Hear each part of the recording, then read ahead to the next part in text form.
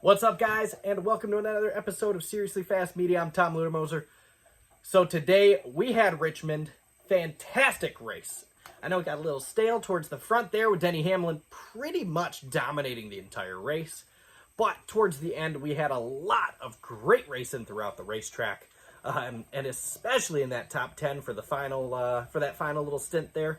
I just want to say, on point, Denny Hamlin's crew, that pit crew, by far, A1 plus. I mean, these guys are just absolutely dominant on pit road, and eventually that's going to help them win some races.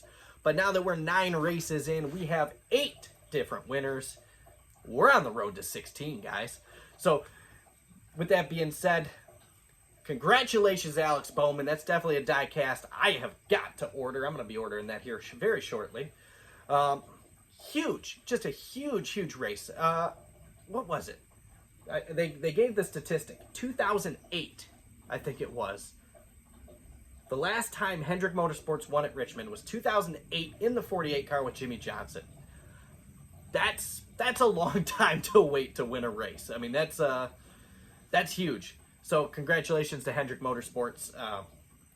You could see the pure emotion in Bowman's eyes after the loss of his crew member and his wife. Rowdy, and I forget her name. But nonetheless, I mean, huge emotions for them. This kid's on a 1-year contract stint. I mean, he keeps going 1 year. He ran that 88 car for a couple of years. He's snagged 2 wins in that 88 car. Now, finally, 3rd year in a row, he got himself his 3rd career victory in the Cup Series. Just huge. I mean, great race all the way around. I enjoyed the entire thing. Sat there, ate a little Chinese food while I watched it. That's a rarity for me. I don't eat Chinese quite that often. But nonetheless, Denny Hamlin comes home second with FedEx Strong. A shame for those guys, with the loss of the 8 people for FedEx. That's a huge hit for that company. With the hat, he had it on the back of the car. That's very cool to see that they NASCAR went out, Joe Gibbs, as well as FedEx went out there with that information. So another big storyline at Richmond was it 2019? The March race in 2019 was the last time that there was a caution for cause, meaning not a stage break or sorry about that. Cat wants to get into stuff he shouldn't be getting into. Meaning not a stage break or a competition caution. It was an actual caution. It was March 2019. So, very long time. And then, boom, we get 2 of them. You get Ryan Newman went around.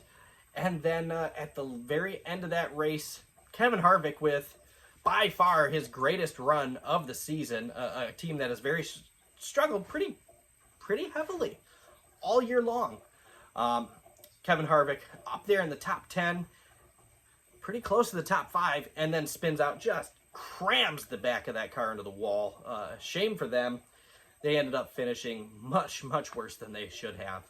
But that bunched them back in. That brought, everybody was talking about Logano and Hamlin. I mean, they were battling for the lead there towards the end.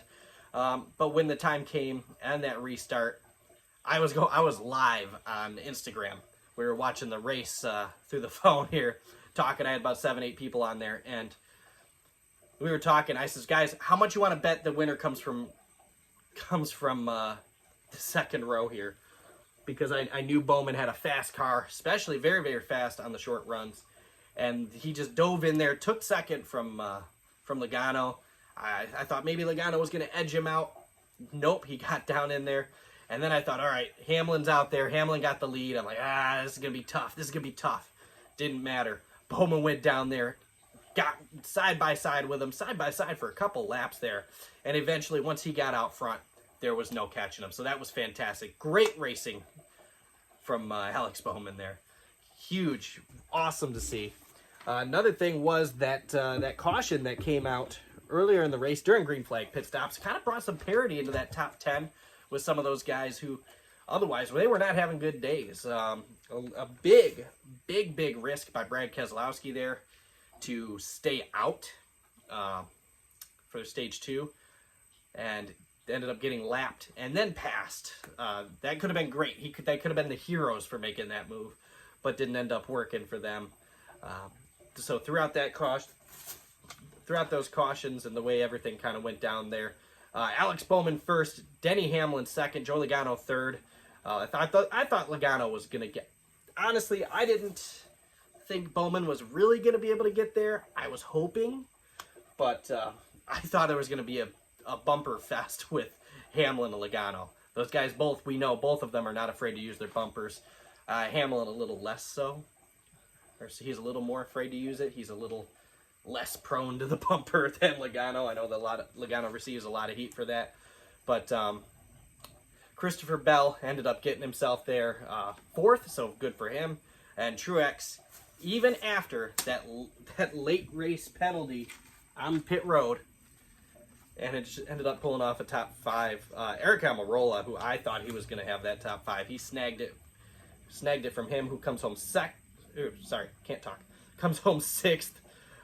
William Byron, good show all day long from Byron, seventh. Kyle Busch, eighth. Matt DiBenedetto, a finish he absolutely needed, in ninth. And Austin Dillon rounding off your top 10.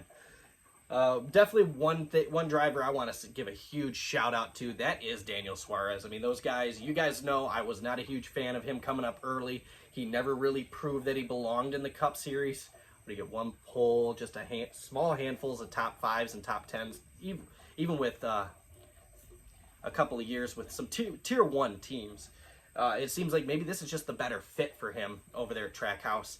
Trackhouse has just come out of the gun very strong throughout this season. Everybody had their eyes, wide open looking at 2311. 2311 really hasn't impressed all that much throughout the year, whereas Trackhouse so far, by far, they have outperformed 2311. He ended up coming home 16th today, so big shout out to Daniel Suarez. Very, very cool to see that team up there performing. They were even in the top 10 for a few laps there, or a pretty short stint there. Lots of fun. So anyways, thanks guys. Thanks for watching. Great race. I love that Richmond race. I love Richmond just in general. But I like those old style tracks like that. That was 3/4 mile, maybe a little bigger than a paper clip, but real fast racetracks. That's what led Bowman almost sideways out of turn 4 across the stripe. You could see the left rear tire was just spinning. They left a big old black trail down there to come across that line, and he burned that car down. That was arguably the best burnout so far this season. Arguably. There's been a couple good ones. But anyways, thanks for watching, guys. I appreciate you coming on. Make sure you like and subscribe. Have a great rest of your afternoon.